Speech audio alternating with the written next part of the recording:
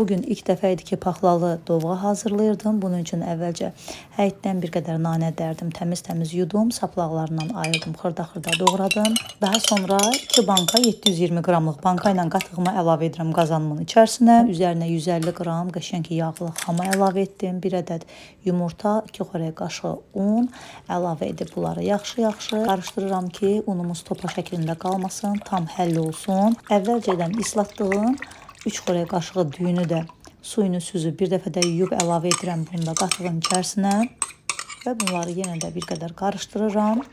Üzərinə 1 banka yarım adi soyuq su əlavə edirəm. Yenə də bir qədər qarışdırıb və ocağımızı yandırıram. Ocağın gür atəşində əlimi dayandırmadan dovğamız tam qaynamağa düşənə qədər qarışdırmağa davam edirəm. Paxlanın mövsümündə hər zaman alıram. Bir qismini buzluğumda dondururam.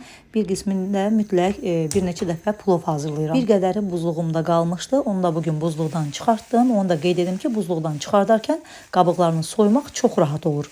Noxud əvəzi bu dəfə də paxladan istifadə etdim və çox dadlı bir dovğa alındı. Dovğamız qaynamağa düşdükdə paxlaları əlavə edirəm. İçərisinə 300 qram paxla əlavə etdim və qarışdırıram. Ara bir yumşalmağını gözləyirəm. Paxlamız yumşaldıqdan sonra, bişdikdən sonra, sonda isə göyərtilərini əlavə edirəm.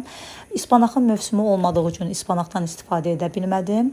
Halbuki hər zaman mən dovğalarımda ispanaqdan istifadə edirəm. Bu dəfə 2 dəstə keşniş, 2 dəstə şüyüd və həyətimdən dərdiyim yaşıl təzə nanələrdən istifadə etdim. Göyərtiləri də əlavə etdikdən sonra mən dovğanı çox qaynatmıram. Çox qaynadıb vitaminlərini öldürmürəm. Xoşlayıram ki, göyərtilər həm dovğanın içərisində qəşəng yaşıl qalsın, həm də ki, vitaminləri ölməsin. Ocaqdan götürürəm, dovğamızın soymasını gözləyirəm. Soyduqdan sonra zövqə görə üzərinə duz əlavə edib qarışdırıram və süfrəyə verirəm. İnandırım sizləri ki, ilk dəfə idi ki, mən paxlalı dovğa hazırlayırdım, amma çox bəyəndim. Onu da deyərdim ki, noxudlu dovğadan heç də geri qalmır, çox ləzzətli alınır. Dovğanın da duzunu tam soyduqdan sonra əlavə edirəm.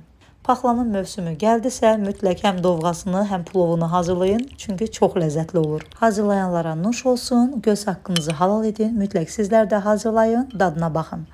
Videonu bəyənib yaddaşa verməyi unutmayın. Yeni videolarda görüşmək ümidi ilə. Hələlik.